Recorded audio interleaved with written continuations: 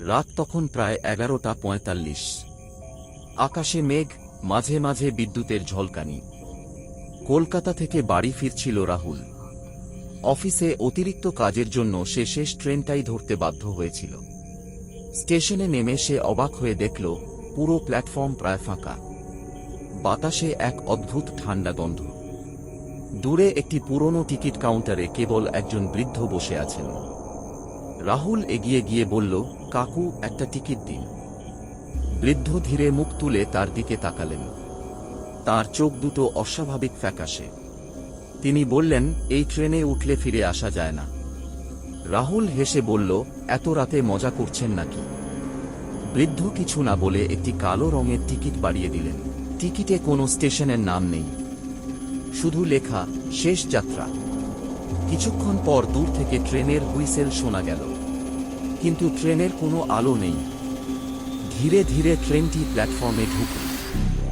দরজা খুলতেই বরফের মতো ঠান্ডা বাতাস বেরিয়ে এলো। ভিতরে উঠে রাহুল দেখল মাত্র কয়েকজন যাত্রী বসে আছে।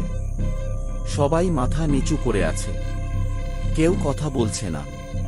ট্রেন ছাড়তেই মোবাইলের নেটওয়ার্ক অদৃশ্য হয়ে গেল। হঠাৎ পাশের সিটে বসা এক বৃদ্ধা ফিসফিস করে বললেন, ঘড়ির দিকে তাকিও না।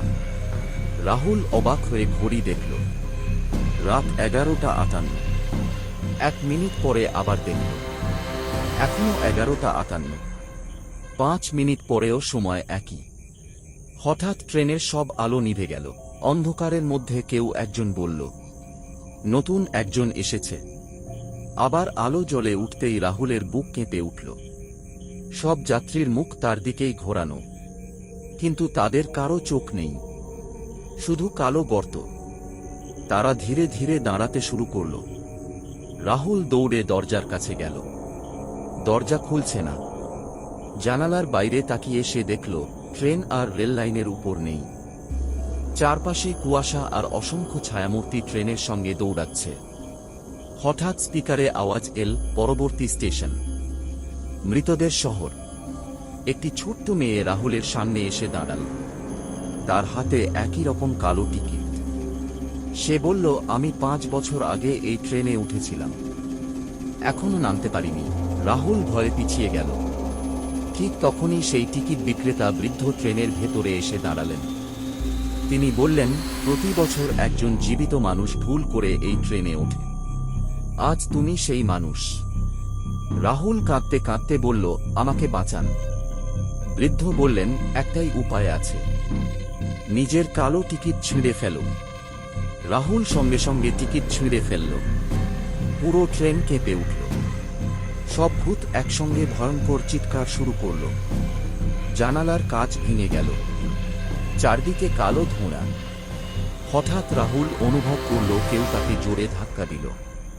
তারপর আর কিছু মনে নেই। পরদিন সকালে গ্রামের মানুষ রেল লাইনের পাশে অচেতন অবস্থায় রাহুলকে উদ্ধার করে। তার হাতে তখনও কালো টিকিটের অর্ধেক অংশ। সেই টিকিটে এবার লেখা ছিল, পরের যাত্রী শিগগিরই আসছে। রাহুল আর কখনো ট্রেনে ওঠেনি, কিন্তু আজও মাঝরাতে সেই স্টেশনে গেলে অনেকেই দাবি করেন আলোহীন একটি ট্রেন এসে থামে। একজন বৃদ্ধ কালো টিকিট বিক্রি করেন, আর কেউ যদি সেই টিকিট হাতে নেয় তাহলে সে আর কোনোদিন নিজের বাড়িতে ফিরতে পারে না। শেষ নাকি এখান থেকেই শুরু?